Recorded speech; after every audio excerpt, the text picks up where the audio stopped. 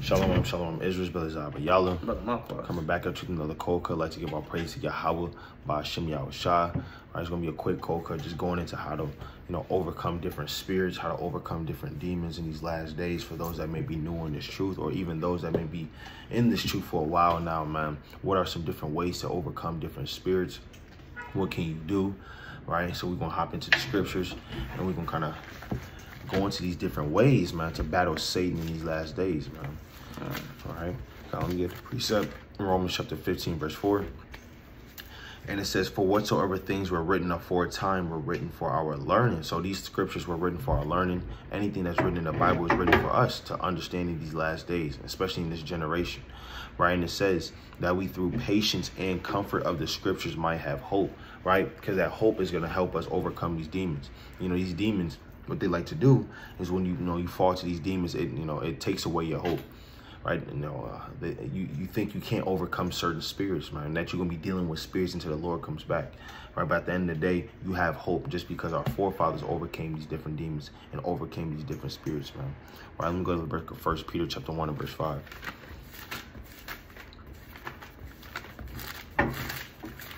All right, it's gonna be the book of 1 Peter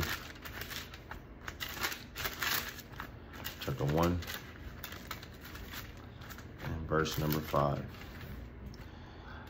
And it says, who are kept by the power of Yahweh through faith unto salvation, ready to be revealed in the last time. So these scriptures is to help us with our faith, man, especially in these last times, because we've seen all the things come to pass. We've seen these prophecies, man, right, that the Lord spoke about aforetime. Right, that's especially to help us with our faith in these last times. Let me go to Psalms chapter 102 and verse 17. All right, the book of Psalms chapter 102 and verse 17. It says, he will regard the prayer of the destitute and not despise their prayer. This shall be written for the generation to come, and the people which shall be created shall praise the Lord. So these things that we're looking at right now, these things, in the scriptures was for this generation to come, was for this generation upon the earth, man. Right. So if we dealing with these different lustful spirits, we dealing with these different slothful, covetous, idolatrous spirits, man, we got to go into the Bible to understand it's going to help us, especially it was written for us in these last times. Let me get one more precept. I'm going to 1 Corinthians chapter 10 and verse 11. So we have to go into this Bible, man. We have to go into these scriptures to understand these things. Right, it's 1 Corinthians 10 and 11. Now all these things happen unto them for example. So all the temptations that our forefathers went through happened unto them for an example. It happens to them for a reason. Job went through what he went through for a reason.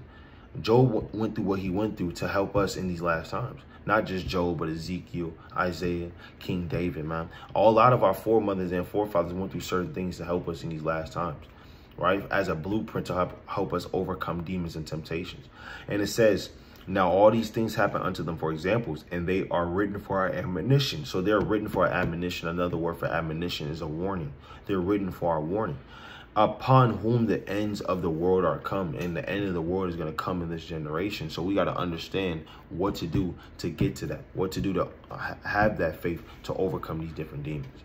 But you got to do. Yeah, like the brother saying, you most definitely, if you fighting, you going through you fighting spirits, you really want to go and look at the accounts of our forefathers and apply what they did, the wisdom that they used. You want to apply it to yourself, because the Lord said nothing new is under the sun. So there's not going to be a newly created way to fight off precepts. To fight off spirits. The same way that our forefathers fought, they overcame lust, overcame all these different spirits of idolatry, etc. It's the same way that we have to apply what they use, apply what the Lord used, and use it to this very day. And the first way to fight off a spirit is first identifying that you have a spirit on you. You can't fight off a spirit unless you don't know you have a spirit on you.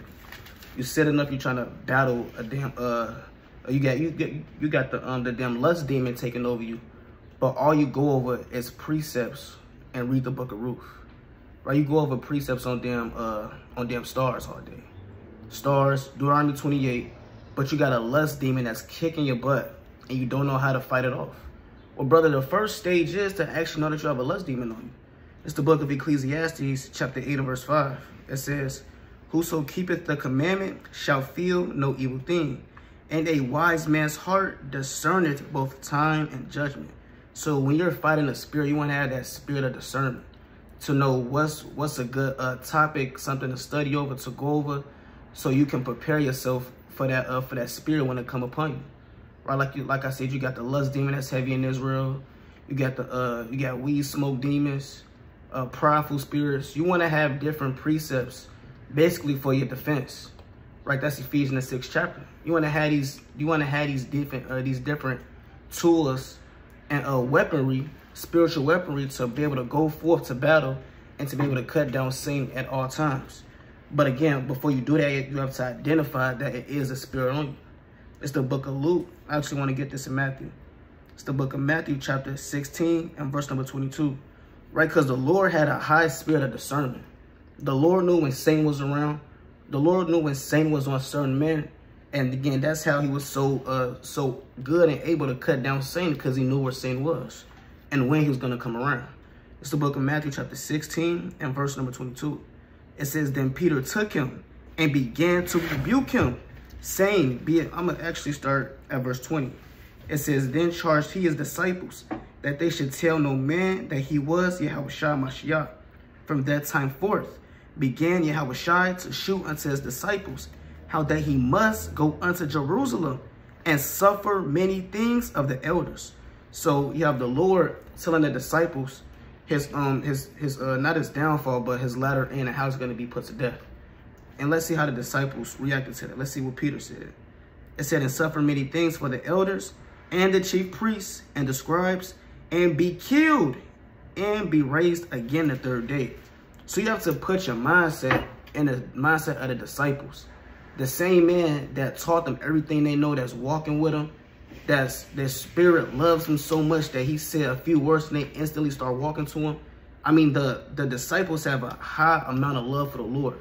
And the Lord is telling them, I'm about to die, I'm about to go through A, B, and C, and y'all got to prepare for that. Verse 22, then Peter took him and began to rebuke him, saying, be it far from thee, Lord, this shall not be unto thee. So Peter saying, well, hold on, Lord. I promise you, you don't got to go through A, B, and C. Right. Just, you know what I'm saying? Just do this. Israel going to be all right. Right. But let's see what the Lord said. Now, again, that to some people, that may sound smooth. Yeah, you're right. I don't got to do this, huh? Yeah, I am the Lord. I can't do what I want to do. Right. Peter he's the rock of the church. Right. He must know what he's talking about. Right. Yeah, it's Peter, man. Right. Peter must know what he's talking about. Right. It reads, but he turned and said unto Peter, get thee behind me, Satan, for thou art an offense unto me. And like I said, Yahushua had a high level of discernment to know, okay, if it's not according to the precepts, if it's not according to what's written, it has to be Satan. Because it's prophecies written of in the so-called Old Testament that says that the Lord has to die for the nation. So if the Lord doesn't fulfill those prophecies, then the Lord's going to cast away Israel. So when Peter is saying that, he doesn't even know that he has Satan on him. But Yahushua had that high level of discernment to where he can discern off a drop of the dime. Okay, hold on, that's Satan. Right, that's Satan trying to get into my head, saying I don't got to do A, B, and C. And Satan came to the Lord's right-hand man, Peter. Right, every time you read about the Lord, you read about how Peter and John was the Lord's two closest right-hand men. That's right. And that's who Satan went after. Let's get this in the book of Luke, chapter 22, and verse number 31. It says, verse 30. It says that they may eat and drink at my table in the kingdom, and sit on thrones, judging the 12 tribes of Israel. And the Lord said unto Simon, right, Simon is Peter, and said, behold, Satan have desired to have you, that he may sift you as wheat. And again, the first way to start battling or conquering the spirit is knowing that it's a spirit on you. Satan is always around. That's why you have to have that spiritual eye to recognize, okay, that's Satan. Right, okay, maybe I shouldn't do this. Maybe I shouldn't say this. Right, because if I do this or say this, then A, B, and C can lead up to things happening after that. Right, so you want to have that spiritual discernment, first of all, to recognize that that demon is on you. Then from there, go to ways, precepts, and you want to have what they call a game plan. Right, you want to have a war plan to fight against Satan in this war and to be able to cut Satan down. Let me get this last precept, because ultimately this whole truth is a battle. Right? this whole truth is based off war tactics. This is warfare. That's right. That's been going on since man's been on the earth. It's the book of James, chapter 4, verse number 1. It says, from whence come wars and fightings among you? Come they not thence, even your lusts that war in your members? So you have different lusts or different spirits that man has within their members that wars against your members. You got the spirit warring against the flesh, and the flesh warring against the spirit. And every war general, every so-called mighty man that's been a war, etc., or you read about the war accounts and the precepts, you know that these men had different strategies and tactics on how they went forth to battle, how to overcome the enemy. And spiritually, you gotta have that mindset. Okay, at this type of night, I know Satan hop on me at this time, so I'm gonna just do this. I'm gonna delete this app. I'm gonna go through the precept at this amount of time because I know if I don't, then this is gonna happen, etc. You have to have a game plan and a war plan on how to move in this thing, and it all has to be with the spirit of wisdom and discernment. Right, you got it. Con. Like the brother said, you got to know yourself, man. You got to know if there's a spirit on you. But the way you know if there's a spirit on you, you got to know yourself. Satan and these demons and these angels are highly intelligent. They know you, brother. They know you, sister. They know what you like. They know your temptations. They know your devices. They know you better than you know yourself, and that's why you fall to these demons, man. I mean, it's like sports, man. Right? You going over the other team's plays, all practice, all day, all week. Right, and then next thing you know, they put up a fist in the air. You over here calling their plays, man. You calling their plays, and they're like, how the hell do they know our plays? Right. What the hell is going on here? And next thing you know, you steal the ball and you get a bucket, right? Or you get a touchdown or a goal or whatever it is, man. Because you know your enemy better than they know themselves, man. What do you think America and these other countries do? All they do is study their enemies. They say, okay, they got these type of jets. Okay, they got these parameters in these areas. I know what they do around this time of the day. Like, they know their enemies. You have to know yourself, man, because you are your biggest enemy in this truth. Because Satan is going to use you and what you like, because you have to submit to the Lord, right? Let me go to the book of 2 Corinthians, chapter 13, verse 5. Examine yourselves whether you be in the faith. Prove your own selves. You got to try yourself, man. You got to prove yourself, man. Are you in the faith? Are you in this truth? Are you submitting to the Lord, or are you submitting to you? Right? Which one is it? You think there's a lot of people in the world that think they serve the Most High, but they really serve themselves because they just do whatever they want to do. And that's what Satan wants. Do as thou wilt, man. Right? Know you not your own selves, how that Yahushua Mashiach is in you, except you be reprobates. So except you be a reprobate, you don't know if the Lord is in you. You don't know if you're serving the Lord or not, man. You have to examine yourself and see if you really serving the Lord or not, man. Which one is it? Right? Let me go to the book of Haggai, chapter 1 and verse 5. Now, therefore, thus saith the Lord of hosts, consider your ways. What does it mean to consider something? You take deep thought upon it, man. You think about it a lot. People say, "Oh, you gotta look in the mirror." You just gotta look in the mirror and see that man, right? That Michael Jackson had that song, that damn man in the mirror, right? Because you gotta look at yourself, man. Right? A lot of people don't look at themselves, and when people do look at themselves in the mirror, they put their head down, they walk out. They can't look at themselves, so they don't want to confess the demons they're dealing with. That's why these demons overrun certain people. But let's see what Jeremiah said. Let's get another witness. All right, we see what Paul said. We see Haggai said. Let's get another witness, man. Right? It's the book of Lamentations, chapter 4, and verse number. Let's see what we want. Actually, let's start at verse 3. Right? You have to consider yourself, man. Right? This is Lamentations 3 and 40. Let us search and try our ways and turn again to the Lord. So you have to search. You have to search what demons you make. You don't know if you deal. You know you're dealing with a spirit, but you gotta let me search. Is it this? Maybe we can go to the Bible. Okay, maybe I'm dealing with this spirit. Right? You gotta search and try your ways, man. You gotta really know yourself, because Satan is searching you every day. Satan, these elites, these Edomites, they know what's going on with you, man. They got certain algorithms popping up on your phone because they know what you like to search up, man. They got algorithms popping up that you like, damn, I was just thinking about pizza. Now guess what? Pizza's on my phone, right? They know you, man. You have to know you. And if the faster you know yourself, the faster you examine yourself, it's going to be easier and easier to fight Satan, man, because now you can deny yourself, man, as the Lord said in Matthew chapter 16 and verse 24, man. But how can you deny yourself if you don't even know what to deny, man? Right? So you have to know yourself, man. You have to search and try your ways and then turn again to the Most High. But you can't do that without knowing the demons that you're dealing with in the first place. Now, after you start knowing the demons that you're dealing with, there are certain things that you can do to overcome these demons, man. Let me go to the book of Luke chapter 5. All right. This is Luke chapter 5, and let's start at verse. All right. Let's Luke chapter 5 and verse 33. And they said unto him, why do the disciples of John fast oft and make prayers, and likewise the disciples of the Pharisees, but thine eat and drink? And he said unto them, can you make the children in the bride chamber fast while the bridegroom is with them? So the Pharisees came up to Yahushua and said, well, these disciples, they fast, but why don't your disciples fast?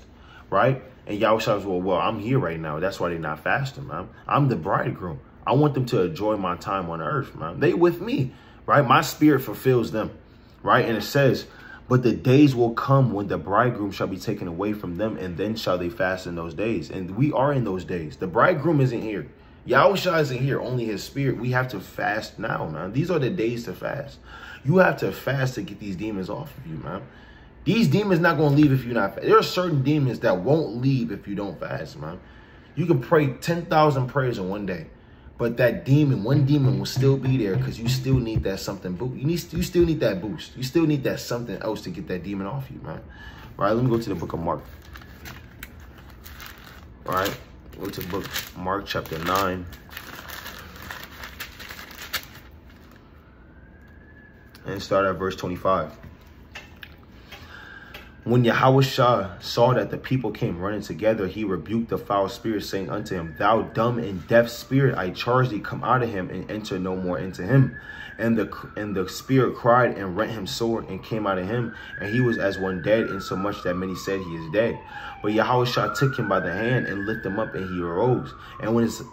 And when he was come into the house, his disciples asked him privately, why could we not cast him out? Because we read up later, early in the chapter, the disciples, they were trying to cast out the spirit. The spirit wasn't going anywhere. And then Yahushua came and cast the spirit out. So they asked him, well, Lord, why couldn't we cast the spirit out? What were we doing wrong? Did we say it? Did we kind of cast him out a different way? Maybe I got to rebuke him like this instead of like this. Like, what do I do? Right? But what the Lord said, verse 29, and he said unto them, this kind can come forth by nothing but by prayer and fasting. So you have kinds of spirits, like you have kind of species of animals, right? You have different kinds of insects, man. You have certain types of spirit that you need fasting for, man. And guess what? This type of spirit, like lust, right? You got evil concupiscence, right? Evil sexual desire, right? You got covetousness, idolatry. You got stronger spirits that you just can't pray off of, man. You have to literally fast to get these spirits off of you with prayer as well, man. Right? But you got it. Kanye, like the brother saying, that prayer and fast combo, that's a mean combo, right? But it's only mean when you keep doing it over and over and over. You can't have that prayer and you fast and you just do that one time throughout the week, right? You do that one time or 2 times throughout the month, and you still wonder why the spirit's still on you. Well, brother, you got to constantly do it. Let's get this in the book of Luke. I mean, not Luke, Acts, chapter 14. Let's go to the book of Acts, chapter 14. And I believe that's verse number 20. Let me find this quick precept. Let's go to Baruch 5:1 real quick. Baruch chapter 5, verse number 1. Right, so you have that prayer and fast combination. That's a mean combo, right? And when you read the precepts, you see our forefathers and our foremothers, they was accustomed to prayer and fasting, right? Always. It's the book of Baruch, chapter 1, and verse number 5. It says, Baruch chapter 1 and 5, whereupon they wept, fasted, and prayed before the Lord. So our people, again, is accustomed to to prayer and fasting, right? Because when you pray and you fast, right, that's your soul literally calling out to the Most High, right? You afflicting yourself, and as you're afflicting yourself, you calling upon the name of the Lord. And you're not doing that just one day throughout the week. Right. Right? You don't fast once a month. You're supposed to fast continually. Right? Prayer and fasting continually. Let's go to the book of Tobit, chapter 12, and verse number 8. Right? Tobit, chapter 12. Salakia. And verse number 8. It reads, Tobit 12 and 8. Prayer is good with fasting and alms and righteousness. A little with righteousness is better than much with unrighteousness. It is better to give alms than to live gold. But the Lord said, well, he said prayer is good with fasting, man. Right? And when you have that prayer and that fasting combination, you want to be able to keep that going. Right? Because just because you pray and fast one time, that one time may not be enough. You may need to go on a 2-day fast. I know some brothers, they do a 3-day fast. I know one brother did a 7-day fast. Damn it, died. But he had to, though. He had to. Get the spirits off you. He had to do what he had to do. Yeah. Nevertheless, you know what I'm saying? You do. Now, we're not saying, well, brother, if you're not going to 7-day fast, you're going off. Right. You know, you want to use wisdom, right? But nevertheless, of course, you want to be accustomed to prayer and fasting always. That's the book of Luke, chapter 18, and verse number 1. It says, and he spake a parable unto them to this end, that men are always to pray and to not faint. So the Lord said men are always to pray and to not faint. Why? Because the minute you faint in your prayer, that's when Satan has that little leeway to come in and to disrupt everything. Right? That's why the Lord said men are always to pray and to not faint. You're supposed to be calling upon the Lord every time you feel that spirit creeping on you. Even when that spirit not creeping on you, they still call upon the name of the Lord. Still ask for wisdom, discernment, give you the spirit of endurance, right? Ask for the spirit of fight, right? And use that to be able to put forth that effort to be able to cut down Satan when you see him at hand. It reads, verse 2, saying, there was in a city a judge which feared not God and neither regarded man. So this is a parable that the Lord is putting forth, right? It was a judge in the city, verse 3, and there was a widow in that city. And she came unto him, saying, avenge me of mine adversary. And he would not for a while. But afterward he said within himself, though I fear not God, nor regard man. So this judge is saying, you know what? I don't fear the Most High. It's the wicked judge. I don't fear the Most High. Don't give a damn about man. It says, yet because this widow troubleth me, I will avenge her. Least by her continual coming, she weary me.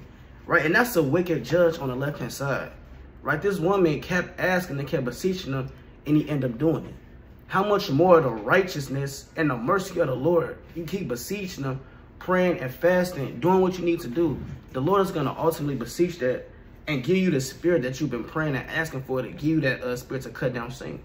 Right? And again, if a wicked judge is listening upon the matters of the people, how much more the King of Kings and the Lord of Lords, right? Yahweh. How much more the God that created the heavens and the earth, the Most High Yahweh, right? That's gonna hear your prayers, right? We was talking about it earlier. The brother pulled in in Wisdom of Solomon 1:7.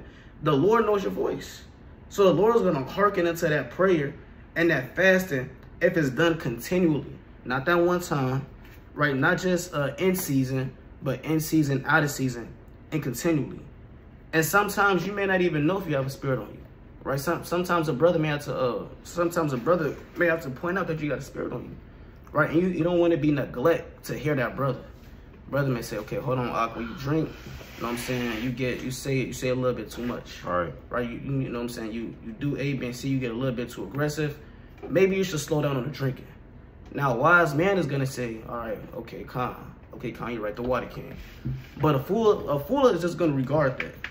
Right now, you had a man, right, one of our kings by the name of King Saul. Now let's read about King Saul. It's the book of 1 Samuel, chapter 16, and verse number 14. Actually, I'm gonna start at verse 13. It says, then Samuel took the horn of oil and anointed him in the midst of his brethren, and the Spirit of the Lord came upon David from that day forward. So Samuel rose up and went to Ramah. But the Spirit from the Lord departed from Saul, and an evil spirit from the Lord troubled him.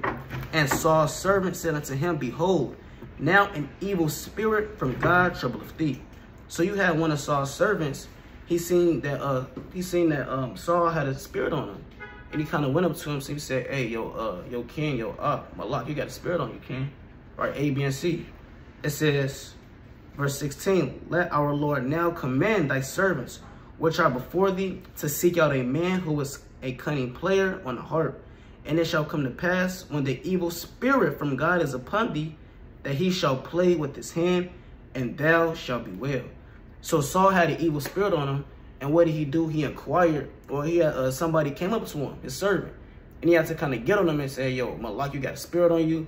King, you got a spirit on you, A, B, and C." And what happened? He went to somebody that inquired of good music, kind of played some music to get that spirit off him, some soothe, some nice calming music. And sometimes you need that brother to help you with that spirit of discernment that you got demon on you. Right. Spirit on you. Hey, yo, I ain't see you. I noticed that you ain't been fasting. It's probably time for you to go on a fast. Right. And as a matter of fact, I'll fast with you. Right, yo, I seen you been lukewarm, etc. You've been doing A, B, and C. Hey, I think it's time for you to get that in order. Again, because you may not see it. Right? The Lord may be slowly taking the spirit away from you. You don't even see it. That's why the Lord set up other men and other brothers around you, right? Whether that's sisters as well. You got a sister congregation or sisters that you cool with. Set up other sisters around you to better forth keep you on that right path, pursuing Ecclesiastes, the 4th chapter. But you got it. I'm gonna give him the last precept, man. So this is part 1 of the video. It's called fasting and praying. You know, one of the ways to get spirits off you. And in the latter videos, we're gonna go over to different ways you can get spirits off you as well. Right, and like I said, you got fast and pray is one, but you got to know how to receive correction. Right, it's Proverbs chapter 17 and verse 10. "A reproof entereth more into a wise man than 100 stripes into a fool," man. So if you're a wise man, that correction is going to enter into you. But shit, look, if you're a fool, it's going to take more than 100 stripes, man. And that's 100 beatings in your back, man. You don't want to be a fool in this thing, man. Well, you can never just get it. You can never understand it, man. Right, but you want to be a wise man in this thing, man. Right, you can get your closing precept. Let me bring this out. This last precept. It's the book of Mark, chapter 13, and verse number 37. It says, I'm sorry, verse 37. It says, "And what I say unto you, I say unto you all, watch." Right, and the Lord said that plainly. What I'm saying to you right now, I'm saying unto everybody, watch. Right now, he didn't say what specifically you should be watching in. Meaning you should read that and take that as he's saying watching all things. Right? Watch his spirit. Right? Watch your brother's spirit. Watch the men and the women around you. The prophecies, the things that's coming to pass. Right? So you want to be able to watch, stay vigilant, have that spirit of discernment, and see where you line at in his truth. If you're fighting or if you're giving up. Right? That's all I got. That's right. So Lord willing, you was edified. Of course, fasting and praying. If you struggle with fasting, easiest thing is hit up another brother so they can fast with you, or hit up another sister so they can fast with you, man. Right? Keep you in check throughout the day. Go over some precepts with you, man. Right? And like I said, praying as well. If you struggle, with praying throughout the day, have some alarms in your phone. Call a brother, call a sister to help you pray throughout the day. Have a list of prayers ready to go on your phone, man. Right? So these things can help you throughout the day when you are dealing with these different temptations. Because trust me, believe me, say know what you're dealing with. It's up to you to find out what you're dealing with, man, and to overcome these different things. But we'd like to give our praises to Yahweh, by Hashem Yahweh Shai, right? And like to bid a mighty strong shalom. Shalom.